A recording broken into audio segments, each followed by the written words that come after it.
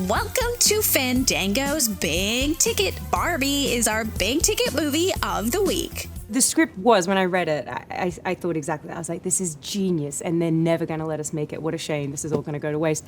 Just because I think it's a little more it's not just that the movie is unexpected. I think it's that Greta kind of pushes it in directions that I didn't think they would let us go in, and I think a big part of that was kind of acknowledging the things that people find problematic about Barbie, as well as the things that people love about Barbie, and to be able to do both whilst also kind of having a relevant conversation about where the world is at today, and then also be acknowledging like this long 60+ year history. Right. It's just a lot of things to do at once, and she does it so deftly, and ultimately the whole experience is still fun. Like, it's just so fun and weirdly emotional, and at the end of it all, you're not even really thinking about a doll, you're thinking about what it means to be alive in the world, and it gets unexpectedly deep.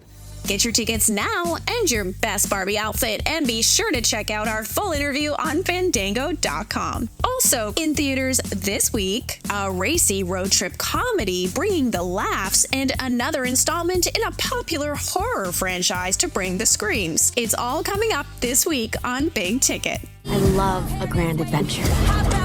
Oh, hi. So nice to see an American. What do you do for work? It's the cops are doing a bag check. Oh my God, you're a drug dealer?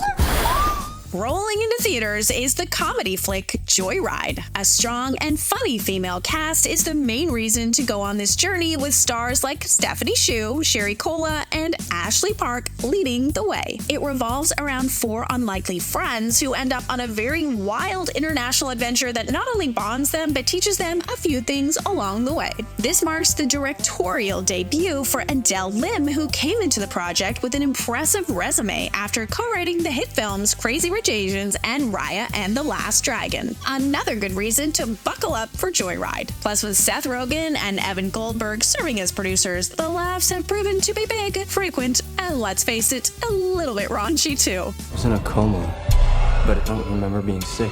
We're ready to forget. Ever since then, I see crazy stuff in my dreams. Also creeping into theaters this week is the horror film Insidious: The Red Door. This clocks in as the 5th installment in the Insidious franchise and is a direct sequel to 2010's Insidious and 2013's Insidious Chapter 2, with main stars like Patrick Wilson and Rose Byrne returning, which is, of course, the first reason to consider this one. Plus, speaking of Wilson, another reason to come walking through the Red Door at your own risk is that he not only is the star but also the director of the film, marking his directorial debut. He is so multi-talented and very capable of scaring us on multiple levels. While the franchise hasn't always sat well with critics, it has pretty much always performed well at the box office, and that tells us that fans are liking what they are seeing and are going back for more jump scares. In other words, the people have spoken and they do love a fright.